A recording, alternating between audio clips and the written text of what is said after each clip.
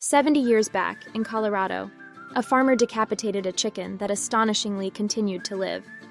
The chicken, later named Mike, survived headless for a year and a half, gaining notoriety. How did a chicken survive without a head for so long? On September 10, 1945, Lloyd Olsen and his spouse Clara were slaughtering chickens on their farm in Fruita, Colorado. While Olsen was responsible for beheading the chickens, Clara would clean them. However, one among the 40 or 50 chickens processed that day by Olsen's hatchet exhibited unusual behavior and did not die immediately. Troy Waters, the great-grandson of the couple and also a farmer in Fruita, recounts that by the end of their task, they found one chicken that was unexpectedly still active and moving around. Despite its condition, the chicken continued to exhibit lively behavior, running and kicking ceaselessly. For the night, this persistent chicken was kept in an old apple crate on the screened porch of the farm. The next morning, Lloyd Olsen went out to check on it, only to find, as Waters explains, that the chicken had miraculously remained alive. Krista Waters, his spouse, remarks that this event is an unusual yet integral part of their family's history. As a young boy, Waters learned about the story when his great-grandfather, who was confined to bed, came to live in his parents' home. Their rooms were next to each other, and during sleepless nights, the elderly man would spend hours sharing tales. Waters recalls his great-grandfather mentioning how he used to bring the chicken bodies to the local meat market to sell. On one such occasion, he brought along the headless rooster. In those days, he often traveled by horse and wagon. He placed the rooster in the wagon and brought it into the market, where he would wager bets with people, perhaps for beer, claiming he had a living headless chicken. News about the extraordinary headless chicken quickly spread throughout Fruita. A journalist from the local newspaper came to interview Olsen. 2 weeks later, Hope Wade, a sideshow promoter from Salt Lake City, Utah, nearly 300 miles away, approached with a proposition to feature the chicken in the sideshow circuit for potential profit. Waters comments that during the 1940s, the Olsens were managing a modest farm and facing financial challenges. Lloyd Olsen decided to seize the opportunity, thinking they had nothing to lose. Their first stop was Salt Lake City and the University of Utah, where the chicken underwent extensive testing. There were rumors that scientists at the university conducted similar head removal experiments on other chickens to test their survival.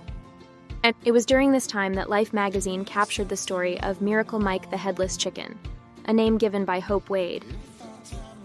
Following this, Lloyd, Clara, and Mike embarked on a nationwide tour. The journey took them to California and Arizona. When the Olsens needed to return to their farm for the harvest, Hope Wade continued to tour Mike through the southeastern United States. Clara meticulously recorded the bird's adventures in a scrapbook, which is now safely kept in the Waters gun safe. The chicken story elicited a wide range of responses from across the nation, with the couple receiving around 40 to 50 letters, some of which were not favorable.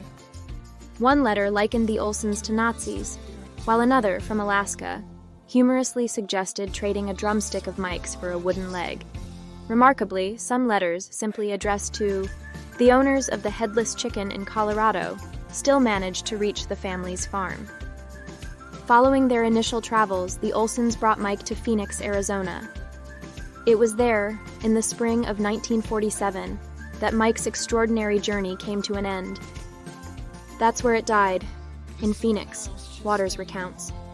Mike received his nourishment through liquid food and water, which the Olsens carefully administered directly into his esophagus. They also played a crucial role in maintaining his health by using a syringe to clear mucus from his throat.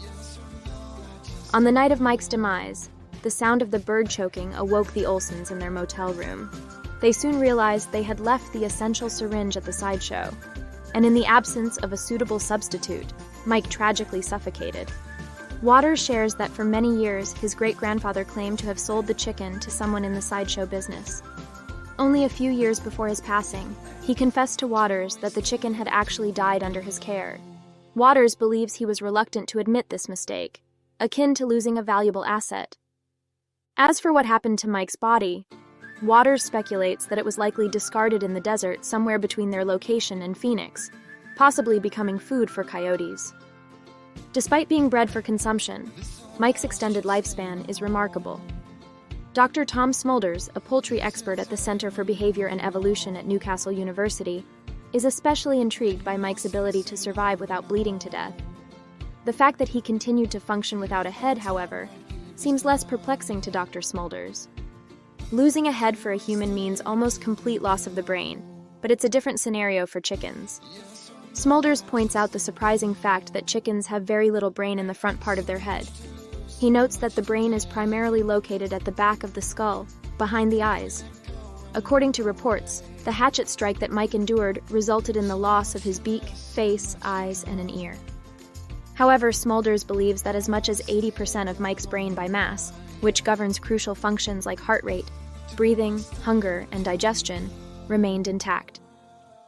At the time, it was theorized that Mike's survival was due to the partial or complete retention of the brainstem.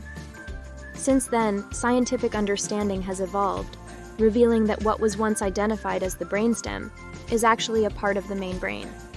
Back in those days, what we currently understand as the bird brain was often referred to as the brainstem, explains Smulders. He adds that the nomenclature for bird brain parts in the late 19th century incorrectly implied similarities with the mammalian brain. Explaining why others failed to replicate Mike's unique survival is challenging. It appears that the hatchet strike on Mike was precisely placed, and a fortuitous blood clot prevented fatal bleeding. Troy Waters believes his great-grandfather may have attempted to recreate the successful decapitation. Indeed, others tried as well.